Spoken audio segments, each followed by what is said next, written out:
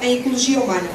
Em 1984 foi um dos membros fundadores da Quercus, onde atualmente coordena os projetos com Domínio da Terra, Ecosalto, Floresta Comum e Green Corp. Em 2007, publica o Condomínio da Terra das Alterações Climáticas a uma nova concepção jurídica do planeta, onde propõe uma gestão da casa comum da humanidade baseada na experiência jurídica da propriedade condominal. Posso? Olá, boa tarde a todos, obrigado pelo convite para estar aqui presente convosco. Eu começava quase por perguntar, então, o que é que distingue este planeta dos outros que a gente conhece? Alguém é capaz de me dizer aí o que é que acham que distingue este planeta dos outros? Hã? Todos eles são uma bola de pedra, rocha.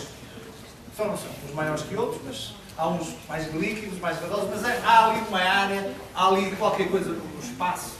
Só que este é diferente dos outros por uma razão. Este tem um sistema terrestre. Não é? E hoje vamos falar do sistema terrestre. Isso é certo.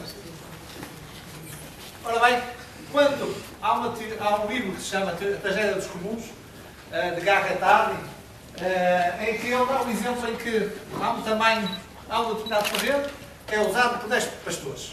Cada pastor tem 10 ovelhas. Há um dia que há um que traz a 11ª. O que é que fazem os outros? Trazem todos a 11ª. E ele viu que os outros trouxeram 11, ele passa para a 12. Os outros copiam. O outro passa para a 13, e os outros copiam. O que é que vai acontecer?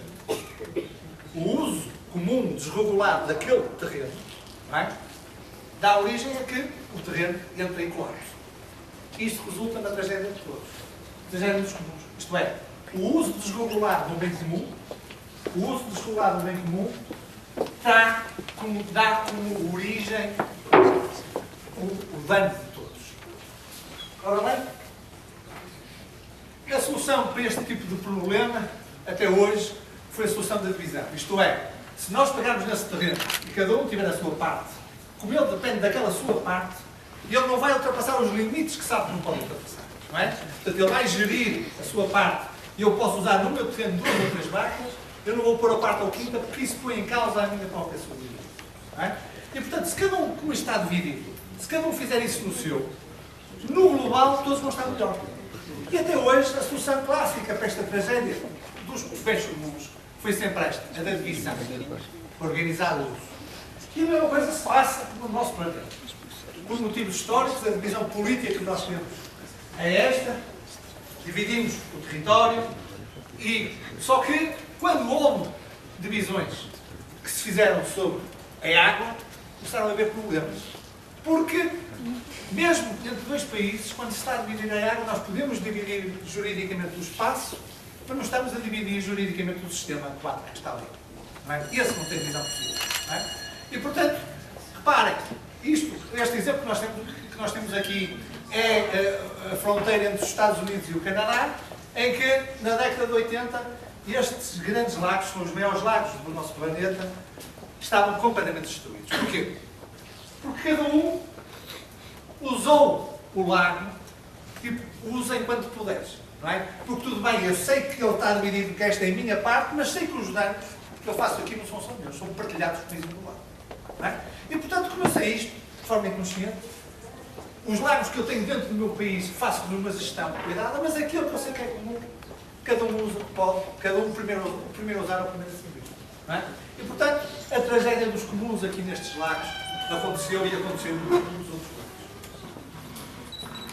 Até que os dois conseguiram chegar a acordo, Estados Unidos e Canadá. Não é? Cada um conseguiu prever qual era o comportamento do outro e como eu consegui prever o comportamento do outro, eu alterei o meu.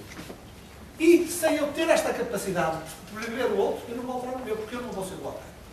Não é?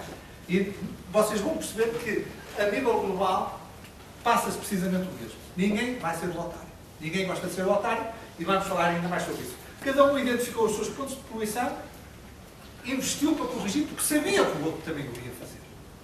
Não é? Porque não ia ficar para trás. Ora bem, o que é que aconteceu aqui?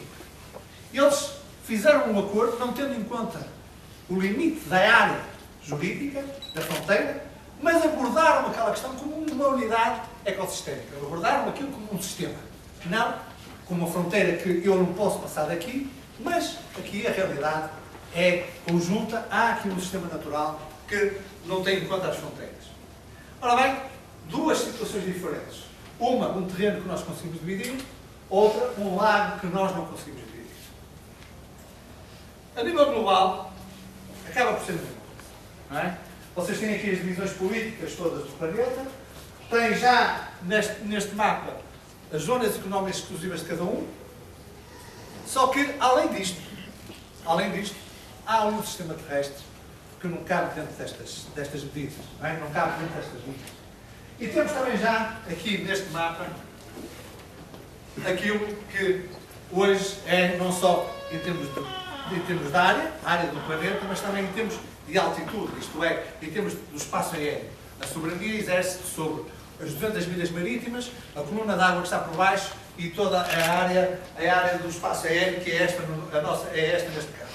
Ora bem, esta mistura de diferentes propriedades, digamos assim, de titularidades entre as soberanias e as partes comuns, quando nós estamos aqui a falar de partes comuns, estamos já aqui a falar neste mapa, que já são património da humanidade neste momento, os fundos marinhos, a Antártida, já são património da humanidade. Estão a ver que no mesmo bem materialmente invisível que é o planeta, já existem dois tipos de titularidades, uma comum a toda a humanidade e outra a soberania do Estado. Elas misturam-se, estão dentro do mesmo bem materialmente invisível, tal como no condomínio. Já vamos falar mais disso. Ora bem, a grande questão que se coloca aqui, e agora voltamos ao princípio da apresentação, é que este planeta não é apenas uma rocha no espaço com 510 milhões de quilómetros quadrados de área. Este planeta tem mais qualquer coisa que área. E juridicamente o que existe é uma área. Em termos de natureza, os objetos jurídicos, a forma como o jurídico absorve a natureza, é em termos de áreas, em termos de espécies. Uma espécie ou uma área. Não é? Este planeta tem mais qualquer coisa que se chama sistema terrestre, que juridicamente não existe, e que, no entanto, não deixa de ser o nosso bem mais precioso e que distingue o nosso planeta dos outros. Ora bem, este sistema terrestre não foi sempre igual. Ao longo da sua história, dos 4 a 6 bilhões de anos do nosso planeta, já esteve por muitos estados, já teve muitas diferentes composições, que são estruturas bioquímicas, entre a atmosfera, a água e o Sol, que já evoluiu ao longo deste tempo todo e que só nos últimos 10 mil anos, aquele período que nós chamamos do Holoceno, que vocês estão a ver ali, nos últimos 10 mil anos, é que se criaram as condições bioquímicas no planeta para potenciar, para permitir o desenvolvimento da espécie humana. Nós, humanos, já andamos aqui há mais ou menos há cerca de 200 mil anos, só nos últimos 10 mil anos é que se criaram as condições climáticas, condições bioquímicas, que permitiram o desenvolvimento da nossa espécie, permitiram o desenvolvimento da civilização. Só para ter uma noção, como nos explicava o professor que está a trabalhar connosco nesta matéria, Paulo, a questão não era do frio durante o período da glaciação. A questão é que há 10 mil anos não havia CO2 suficiente na atmosfera para haver agricultura. Não é? E se não havia agricultura, não havia civilização. Não havia propriedade, a propriedade nasce com a agricultura e toda a civilização se constrói em cima disto. Não é? Portanto, não havia CO2 suficiente na atmosfera para plantar num ano e colher no próprio ano. Então, neste período, temos ali os últimos 100 mil anos deste planeta, as condições bioquímicas do planeta, só nos últimos 10 mil anos, aquilo quando diz ali ao Holoceno, vocês reparem a diferença de gráfica em termos de período estável dos últimos 10 mil anos, é algo que nunca tinha acontecido anteriormente no planeta e que nós, fruto destas alterações químicas que estamos a realizar na atmosfera e que, por sua vez, se transmitem para os oceanos e para a biodiversidade, tudo como um sistema, não é? Um dos erros, ou pelo menos uma das razões do insucesso da nossa abordagem nesta questão, é precisamente a nossa incapacidade de tratar o sistema terrestre como um todo, em que não é a biodiversidade de um lado, nem é o clima do outro, nem é os oceanos do outro. Está tudo junto. Aquilo que nós fazemos hoje na atmosfera, 50% do CO2 é absorvido pelos oceanos e, se formos ver a Convenção de Direito do Mar das Nações Unidas, não tem uma única linha sobre a acidificação dos oceanos. Porque a questão dos oceanos não tem a ver com a atmosfera. Segundo a forma como nós até hoje conseguimos abordar esta questão. Ora bem, esta, considero o slide, consegue explicar aquilo que eu estive aqui a tratar. Já várias vezes tentei explicar o que é o sistema terrestre e o que é o planeta, Nós do lado direito temos o planeta, a área, os 510 milhões de quilómetros quadrados, do lado esquerdo temos o sistema terrestre. E o sistema que nós temos hoje não foi sempre assim. Foi este último período de 10 mil anos que nós estamos aqui a falar. Ora bem, nós quando estamos a poluir, estamos a afetar todo o sistema. Não é? Estamos a provocar uma alteração no sistema terrestre. Estamos a provocar uma alteração no estado do sistema terrestre. E outra questão que juridicamente até hoje não resolvemos é esta questão. Os danos são globais.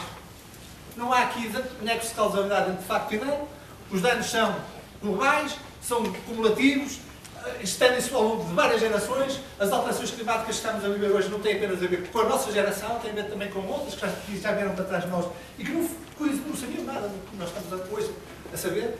E, portanto, isto, até hoje, é o maior desafio que se coloca ao direito internacional, resolvendo uma questão que não é apenas entre países, que é global, em que cada um, aquilo que faz dentro do seu país, tem efeitos globais e, quer a nível negativo, quer a nível positivo. Isto é, os ecossistemas que eu tenho dentro da minha soberania fazem serviços que todos usufruem à escala global. Não apenas são os danos, são também os benefícios que são usufruídos à escala global. Ora bem, se eu altero quimicamente a atmosfera, tem impactos nos oceanos, tem impactos no clima. Porquê? Porque eu estou a aumentar a temperatura do clima, este efeito de estufa que tem que existir para manter o planeta dentro deste período do Holoceno. Os cientistas dizem que se não houvesse intervenção humana na alteração química da atmosfera, provavelmente o Holoceno era um período que se estendia por mais ou menos por 100 mil anos. Nós estamos nos 10 e estamos a alterá-lo já desta maneira. E, portanto, ao derreter os polos com o aquecimento, altera-se a termodinâmica entre as diferenças de temperatura entre os polos e o Equador, e toda a dinâmica que se cria aqui de movimentos de corrente, e assiste-se àquilo que nós estamos a assistir hoje. Três coisas diferentes. Um território que se divide, que é possível dividir, uma zona de água que não se divide, mas que entre duas pessoas ou entre dois países é possível chegar a um acordo e obter resultados, e um sistema terrestre que não se divide de todo, que é global e que são 200 países que estão aqui à volta. Como é que nós podemos chegar a acordo quanto a isto? Isto requer obrigatoriamente inovação. Isto é, a fórmula do direito internacional, que é um direito que tem como objetivo apenas evitar a guerra entre países, não podemos usar essa lógica, não podemos usar esse modelo teórico para construir uma solução de uma gestão do bem comum, que é o sistema terrestre. E a questão é que este sistema terrestre não existe juridicamente. Por isso é que a economia chama externalidades à poluição, externalidade negativa e externalidade positiva aos serviços ambientais. Não é? Externalidade, quer dizer, que é externo, é uma coisa que não existe, desaparece no vácuo. Não é? E como não existe o sistema terrestre, tudo que eu faço ao sistema terrestre não existe.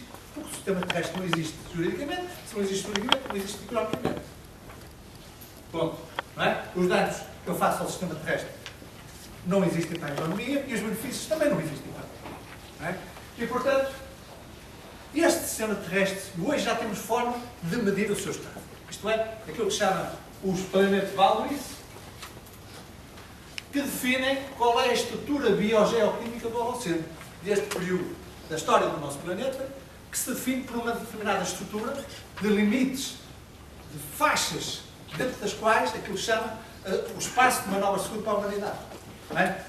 Este espaço de manobra segura para a humanidade é, com certeza, esse nosso património natural e intangível mais importante que nós temos. Isto é uma natureza que não é um espaço geográfico, não é uma reserva natural, não é uma espécie protegida, é uma estrutura bioquímica que é o nosso maior património natural protegido. Não é? E porquê não apenas impor limites? Quando surgiu a ideia dos planet boundaries, com quem nós trabalhamos, era apenas para impor limites à atividade humana. Por que não usar estes limites, esta faixa de segurança da humanidade, para incluir também o positivo? Isto é, o que é que tu fazes de positivo para o comum? como por que não incluir os benefícios que os nossos ecossistemas fazem e criar uma economia positiva, uma economia verde em que prestar serviços ambientais de interesse global, que nós não conseguimos capturar no nosso país, que afetam o sistema terrestre na sua globalidade, porque não incluídos na contabilidade. Todos nós, todos os países, além do negativo, fazem também positivo. Se o positivo não entrar nas contas, ele não vai existir. Nunca vamos ser capazes de recuperar o estado do nosso sistema terrestre. Mas, até hoje, só trabalhamos com limites, só trabalhamos com quanto é que tu vais poluir menos. E não metemos nas contas quanto é que tu vais fazer mais de positivo para o comum. Quanto é que tu vais mais fazer positivo para manter o sistema terrestre dentro destes limites. E parece aqui que esta possibilidade que existe aqui, ali neste mapa temos as áreas do planeta que neste momento são passíveis de ser recuperadas. Qual é esse capital natural que nós temos e que é um mundo de oportunidades. Neste mundo, ninguém vai investir a recuperar as suas florestas quando os benefícios são de todos e o custo é mínimo. Ninguém vai querer ser o altar. Voltando à mesma lógica e que vai ser explicado ainda mais aqui à frente. Sem um sistema de contas em que, para além de sabermos qual é a pegada negativa que cada um faz no sistema terrestre, e se não a contrapusemos com uma pegada positiva, nós nunca vamos criar as condições estruturais de perceber o que é a equidade, de que numa mesa das negociações perceber qual é o teu saldo, qual é o meu saldo, e eu vou investir no meu positivo, porque sei que aquilo que eu vou investir positivo vai entrar nas minhas contas. Isto é, aqui o meu positivo, os benefícios são de todos, mas os todos são capazes de me compensar a mim. Da mesma forma, e eu vou ser capaz de perceber o comportamento dos outros, porque, e só nesse momento eu sou capaz de alterar. Isto é o que nós chamamos o ecossaldo. Não é? Quanto é que cada um faz positivo ao sistema terrestre, quanto é que faz negativo, e aí isto é a condição estrutural para conseguirmos obter uma coisa. Para isto existir, tem que primeiro existir juridicamente o sistema terrestre. Esta senhora Eleanor Ostrom foi uma senhora que ganhou um prémio Nobel da Economia só a trabalhar com números. Ela contradisse a teoria que nós falámos ao princípio, a teoria de que só dividindo é que nós conseguimos gerir as coisas, e mostrou economicamente que é possível ter mais vantagens económicas na gestão dos comuns do que a separação que nós tivemos até hoje. Hoje chegamos à conclusão que há bens no nosso planeta que nós não conseguimos dividir, estamos condenados a geri-los de forma comum, ou nós somos capazes de perceber isto, em que há uma forte interdependência entre todos e que só com contas, em que ninguém se sente lesado, ninguém se sente o otário, é que podemos chegar a um acordo. E esta expressão do otário é mesmo desta prémio Nobel da Economia. Ninguém quer ser o otário. E temos que encontrar um sistema estrutural que permite que todos sintam os seus interesses devidamente salvaguardados. E só nestas condições se constrói a confiança. Não é? Esta confiança de conseguir prever o comportamento do outro e, em função disso, condicionar o mesmo. Esta governança global, como bem não é sobre o planeta, não pode ser uma imposição de alguma instituição que vem de cima, que tem mais poder que os próprios Estados. Tem que ser um sistema em que cada Estado sinta os seus interesses, mesmo que seja devedor do comum, mas saiba porque é que é devedor e qual é o comportamento dos outros, e que permita que aquilo que está a ser governado não é o planeta, não é o Estado, é o sistema terrestre. Isto é um condomínio. Quando nós misturamos dois tipos de propriedades sobre o mesmo bem, que se misturam, que se sobrepõem estas duas propriedades e que se tornam simbioticamente interdependentes uma da outra, estamos a falar de um condomínio.